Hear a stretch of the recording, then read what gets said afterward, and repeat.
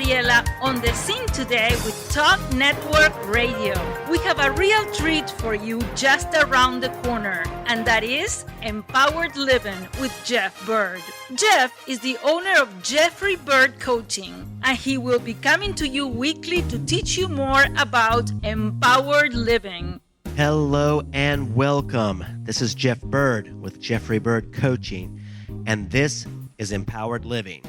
Thank you so much for joining me today. I appreciate you taking the time out of your schedule and jumping on this. And I want to talk about something today that I see more and more and more impacting not only myself, but so many others. The title of today's show is When You Don't Know What to Do. And this is when there are so many things that are needed. You feel that your resources to meet those needs are a lot, they're just much smaller than the needs. The needs outweigh the resources. You feel like you're not enough. You feel exhausted. You feel overwhelmed. You desperately need rest, but you're so spun up from the number of things going on. It seems like, how can I ever rest? Because how can I ever get caught up in order to have a rest? There's just too many things. There's too many unresolved issues or hurts or wounds. It's almost like we've got PTSD. We haven't had anybody point a gun at us or fire a grenade, but we've had all these attacks on our hearts. Just too many things to count that have happened recently. Too much uncertainty. Just too much, and our mind is just spinning. I got off a call the other day, and I said, well, I'm just going to stop before I do anything else, which was a good thing to do. And I thought to myself, wow, my mind feels like the ocean, the waves of the ocean during a nor'easter. Just a gale just blowing in off the water and whipping the water up. It's foaming all over the place. It's churning up. The waves aren't peaceful and gentle and rhythmic. They're just all over the place. And I thought, wow, that is what my mind feels like. And I know probably any of you out there who are listening, who are really honest with yourselves, feel like that. Maybe not at this moment, but at least can identify with that. And this is for you. This is for you. I've just got a list of things that I think will help us. It may not solve all our problems. It doesn't, but at least it can settle you in the midst of the problems. And sometimes that's our biggest need, I think. And these are things that work for me and that are helpful and that are so healing, because more and more these days I'm being asked to speak on self-care. And it's come up just 3 times just here in the last week or two. You know, I've been asked to speak. Hey, it's like, wow, we really need self-care. We got all these issues, but what we need to do is learn to take care of ourselves in the middle of that and to love ourselves. And I just got off a call with a friend in British Columbia. He's the international director of some values-based leadership that I'm doing, and he's a wonderful guy. And he said, he said, I've been a person of faith. I've been a believer for 50 years now. He said, and I've been in all kinds of churches, and I've spoken all over and been to who knows how many conferences during the last 50 years. And in all those years, I've heard one message about loving yourself. One about loving yourself. And that's got to be core, because if you're a person of faith like I am, you believe God loves you. When you look in his eyes, it's compassion, it's mercy, it's grace. He's wanting to pull you out of the difficulties, just like Jesus pulled Peter out of the sea when he stopped and looked at the waves that were coming against him. Jesus called him to walk on the water, and he grabbed him and he took him by the hand and he pulled him up. And I think that's what we need, and that's what God wants to do for us, is pull us up. And the first thing that I want to give you is be still. Be still. This can be difficult. I was actually going to do a professional corporate training the other week, and they said, "Well, can you add some breathing exercises or something at the beginning of it, just to calm us down?" And so that's what I did. We did some deep breathing, and I put on some nice music and just had them visualize one of their favorite places, one of the places that they've been where they were the most peaceful, that was the most beautiful for them. And we just spent some time doing deep breathing and thinking about the things that we love the most in this life, some of the best experiences we've had, some of the best memories and images that we have, and thinking about what were you looking at? What were you feeling? Was the breeze blowing? Was the sun shining? Was there wonderful food around? Were you smelling that? What were those senses around you? And being mindful of those. And so being still helps. Just taking a little break. You might have a lot of things to do on the plate, but just taking a break, going, I'm not going to think about those right now.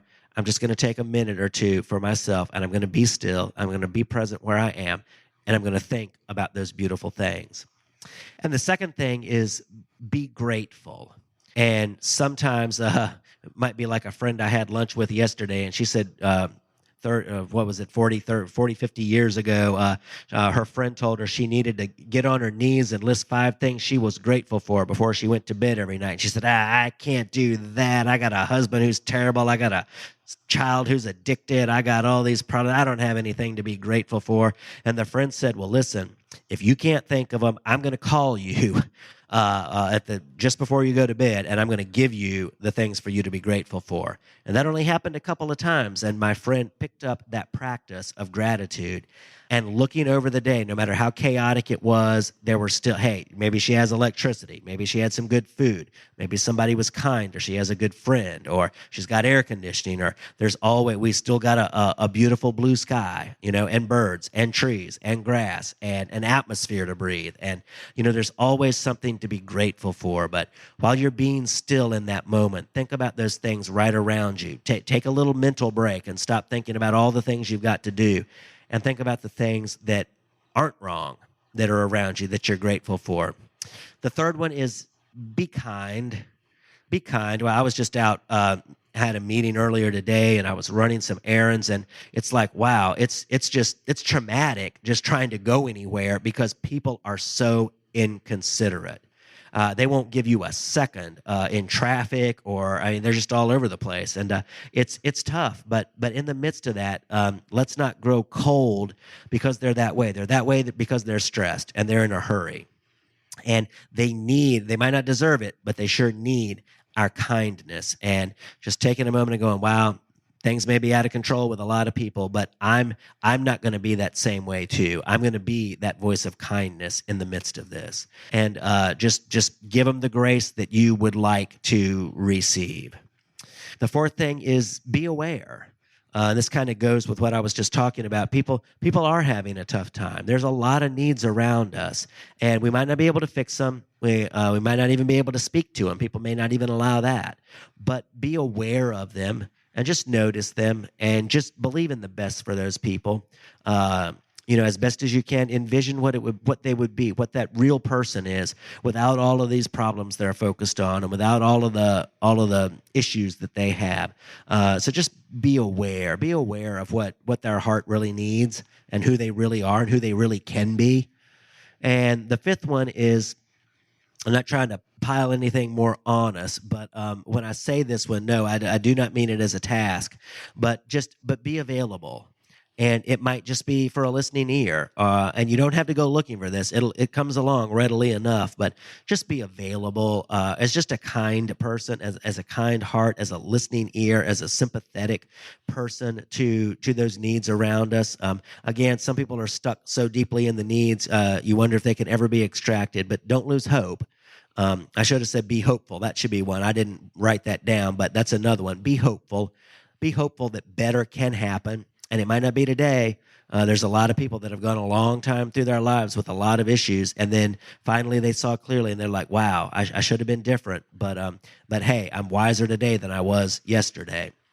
So be hopeful, be available to them too, and be hopeful. And then the last one is my favorite, I think, or at least one of them. All of these are kind of my favorite. But the last one is be compassionate.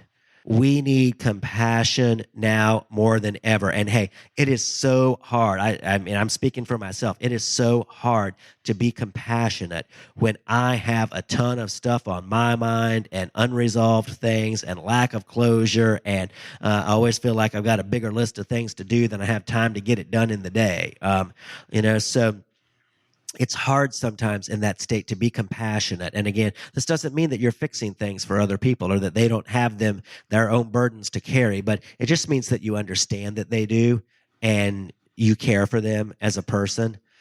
You're compassionate towards them. It's like you're walking in their shoes. John Maxwell says, we need to get another pair of shoes, get a different pair of shoes, and walk in those. Like the old American Indian proverb says, never judge a man until you walked a mile in his moccasins. Just give him the benefit of the doubt that, hey, maybe things aren't easy either. Maybe that's why people are acting the way they are, is because they need help. They don't need my judgment. They don't need my anger. They need my help.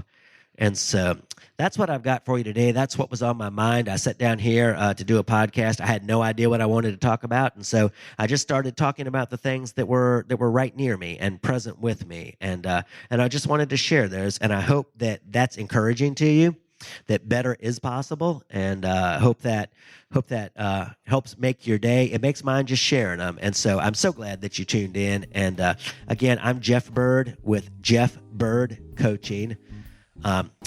Byrd is with a Y, Jeff at JeffByrdCoaching.com. You can feel free to shoot me an email. Give me your thoughts. If there's anything you'd like me to think about and discuss on this podcast, I would be more than happy to do that. So feel free to reach out. And I hope you're having a wonderful day. And I hope that these thoughts have encouraged you and that you've had a nice moment with me. So thanks so much. Thanks again for joining. And until next time, God bless you.